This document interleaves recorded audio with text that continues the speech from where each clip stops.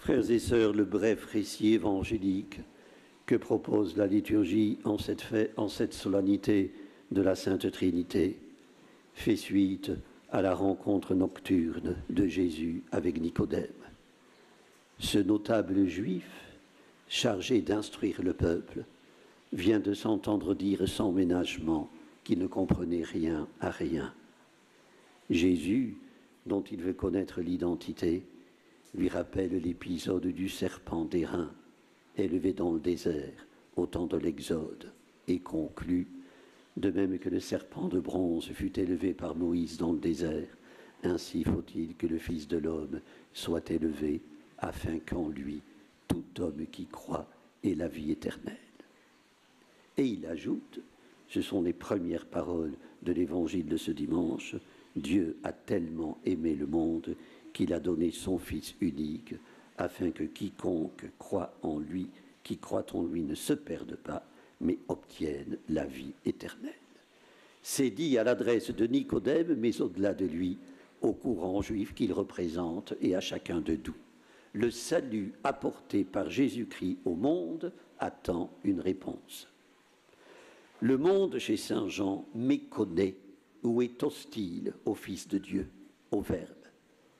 Il s'insurge par haine contre lui. Il n'accueille pas l'Esprit. Il trame sa mort. Pourtant, c'est à ce monde-là que le Fils a été donné par le Père par amour. Ne pas le reconnaître, c'est nier qu'aimer et donner vont ensemble. Par conséquent, frères et sœurs, finissons-en avec les représentations cauchemardesques de Dieu. Elles sont le fruit des fantasmes, des erreurs et des ignorances de l'homme.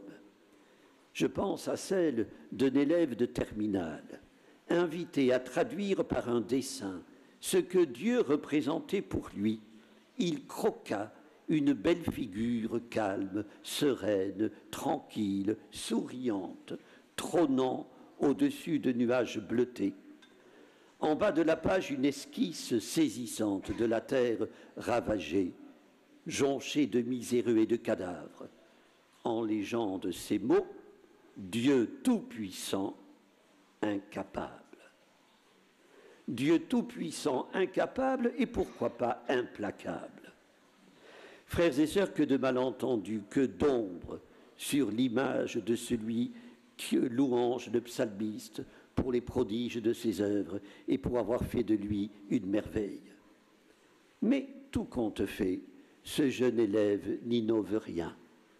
Il est dans la lignée de ceux que dénonçait Jérémie pour avoir commis le double méfait de s'être écarté de la source d'eau vive et d'avoir creusé des citernes fissurées. Frères et sœurs, dans l'Ancien Testament, la source d'eau vive, c'est le Dieu du Sinaï, qui devant Moïse se révèle tendre et miséricordieux. Abandonner cette source, c'est se perdre dans le non-sens. Dans le Nouveau Testament, Jésus se révèle à Nicodème comme celui que Dieu a donné au monde pour que quiconque croit en lui ne se perde pas, mais obtienne la vie éternelle. Celui qui croit en lui échappe au jugement, celui qui ne croit pas est déjà jugé. Frères et sœurs, il faut choisir, que ce soit un idéal ou un modèle de vie, c'est une obligation. Le drame vient de cette obligation. Choisira-t-on de croire que nous sommes sauvés ou refuserons-nous de le croire? De cette liberté d'accepter ou de refuser découlera le jugement. Ce n'est pas Dieu qui juge ou condamne, c'est l'homme qui se condamne lui-même. Pascal y a vu une occasion de pari. Saint Paul, au moment de prendre congé des Corinthiens, c'est la seconde lecture de cette messe, désigne et conduit à désigner à son tour la source de vie. C'est la grâce du Seigneur Jésus-Christ, l'amour de Dieu le Père et la communion de l'Esprit Saint. C'est une des formulations reprises par le célébrant au début de la messe. Le Fils, le Père a donné le Fils en gage de son amour. Le Fils nous a envoyé l'Esprit pour que nous ayons l'intelligence de ce don. Frères et sœurs, la Trinité est un grand mystère, le mystère absolu, disent les théologiens. Cependant, avec quelle familiarité nous nous y référons à chaque signe de croix et l'intégrons dans notre quotidien. De tout mystère, Jésus est la porte. Le laisser nous conduire pour la franchir ne requiert qu'un oui. Dag Hammarskjöld, l'ancien secrétaire général des Nations Unies, notait dans ses carnets « Une fois j'ai répondu oui à quelqu'un ou à quelque chose. De cet instant me vint la certitude que la vie a un sens et que par conséquent ma vie mène par sa soumission à un but. » Étonnant. Étonnant de la part d'un homme austère et réservé, convaincu qu'une vie oublieuse des autres est dénuée de sens, qu'elle est pire que la mort. En mission de paix, Dag Hammarskjöld a été victime d'ennemis de la paix. Le 19 juillet 1961, 2 mois avant sa mort, un attentat, il écrivait une prière que je voudrais livrer à votre méditation. Elle nous met face au mystère que nous célébrons aujourd'hui.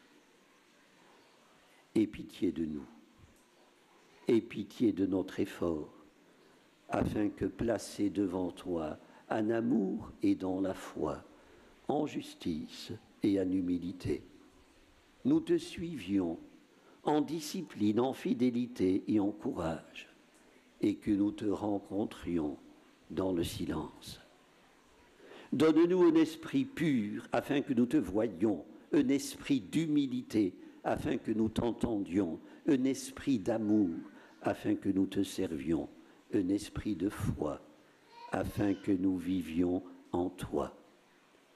Toi que je ne connais pas, mais à qui j'appartiens, toi que je ne comprends pas, mais qui m'as voué à mon destin, toi. Amen. Prions le Seigneur.